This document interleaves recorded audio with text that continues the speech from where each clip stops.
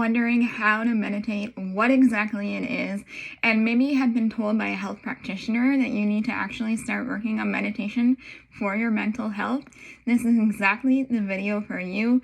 We dive deep into what exactly meditation is, the 5 different types of meditation plus 1 bonus, and the benefits that it creates for you plus 1 Harvard study. As always, there will be chapters in this video as I value your time and I want you to get the exact value that you came for in this video. What exactly is meditation? It is a practice that clears your mind using mental and physical techniques. Meditation can also be used to create a spiritual heightened awareness, which is amazing that you can do this, but it does take a little bit of practice to kind of create that awareness of where your energy is now compared to where your energy is that you want it to be after you started your spiritual journey. Different benefits that are included in meditation are gaining and changing your perspective on situations that you have going on in your life. You can also gain a way to handle your different stressors, anxiety levels that you have going on in your life. You're gaining these skills to help you deal with them and cope with them as well. It also helps you increase self-awareness, being present. It helps increase your tolerance level of those people that drive you absolutely crazy every single day, whether it be at work or home. And it can even help you with your imagination and creativity because it's increasing your divine feminine energy and it's increasing your ability to be more emotional, which is also in turn increasing your ability to be more creative. So now we're going to get into the nitty-gritty of the scientific background of how meditation and mindfulness can actually change the brain. How cool, I know, right? And I took this article from the Harvard Medical School, and this scientist named Gail Desboard, I probably butchered that, I apologize, Gail, and she was an instructor in radiology, and she was also a neuroscientist at Martino's Center for Biomedical Imaging, and used her own experience in mindfulness and meditation on how she kind of helped her coping skills in school, which you can imagine her schooling would have been extremely stressful, as the kind of baseline for the study. And she took it and she created this study where she would study participants for a 2-month period of time, so 8 weeks, and she would take participants that have never meditated before and follow their journey all the way until the time where they had meditated for at least a 2-month period, the 8 weeks of her study. And she took imaging, which I'm going to show you here, of the brain when the participant was never participating in meditation. They never had any mindfulness studying. They never had any background on that. And then she took another image of the participant at the very end of the study at the 2-month period where they had had that 2-month time to study and practice meditation. And she actually noticed a center of the brain called the amygdala. It was actually smaller and firing less than when it was at the beginning when she took the image. At the same time, she was showing images and emotional content and seeing how their brains were processing that before and after the mindfulness and the meditation. So it was very interesting to see that the difference in the brain scans was very clearly in front of me. And I'm going to post that one here again to show you, to see if you can notice the difference. You can pause and go back in the video to the first one where I post it as well. So I just thought that was really cool that there is science that actually backs up the information that is on mindfulness and meditation. It can really help and provide actual benefits to people who really need it. I know you've all been waiting for this. This is the part where I tell you about all the different types of meditation that can potentially be life-changing for you. Now, some you may have heard of and some you may have never heard of. It depends on you what you want to carry on into your life and practice from now on. There's many different types and you can pick and choose from each one so you never get bored of the lifestyle. This one is observational. You're going to be observational of the world around you, of the space in your area where you're practicing in. You're going to be observational of your breath. You're going to be observational of your feelings. You're going to be observational of your emotions that are coming up and picking up and how you're dealing with things on a daily basis.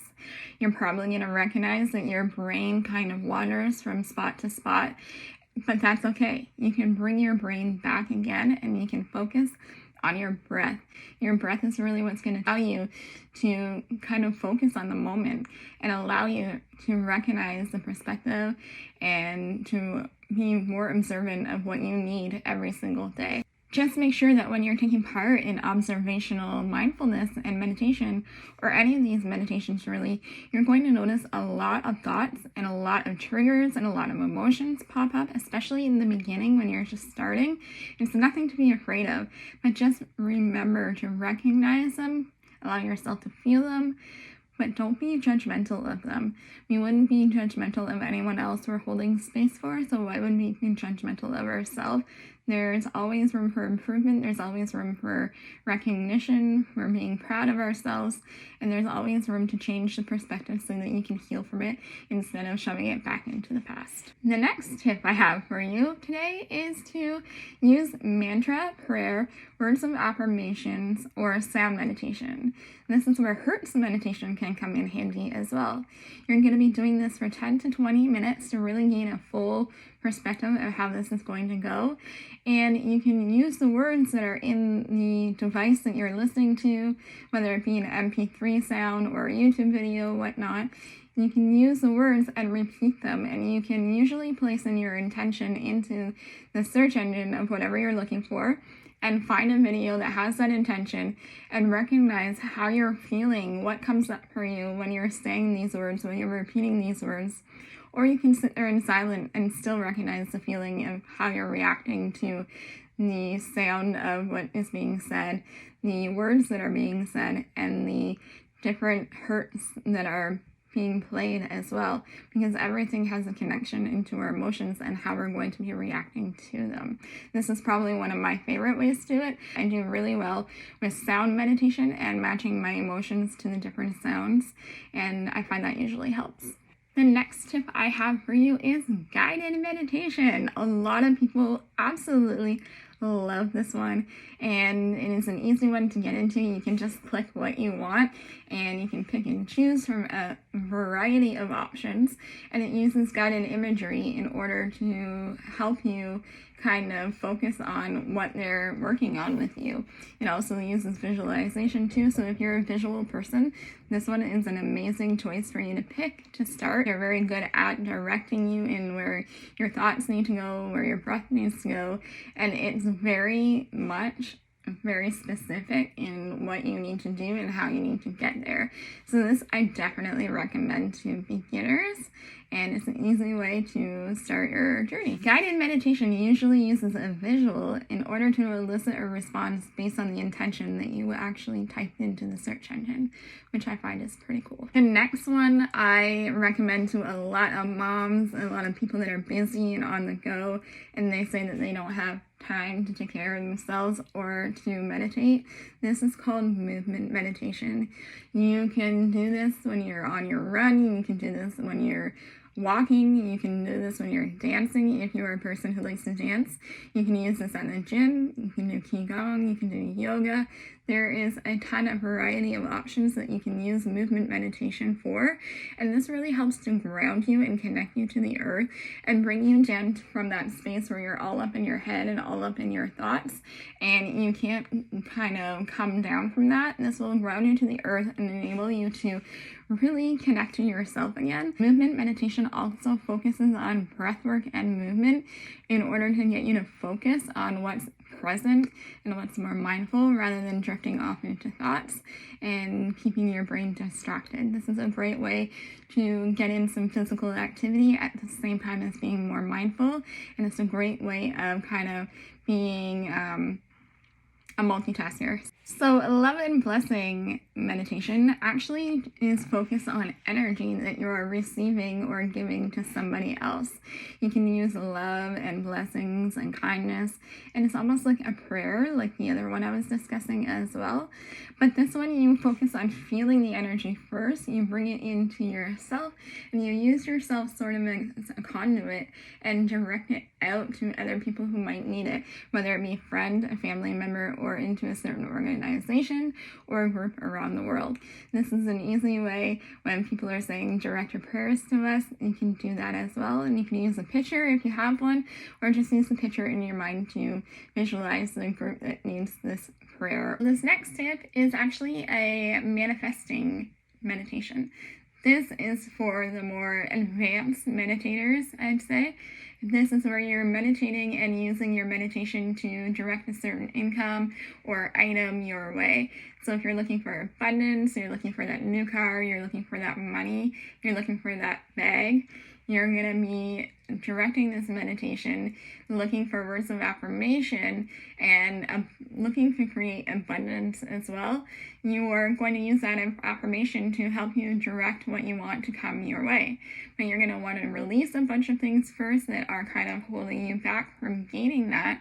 And you're also going to want to show a lot of gratitude. And you're going to start picturing what the feeling is going to be like as you have that item or that abundance or that bag or that money coming in your way.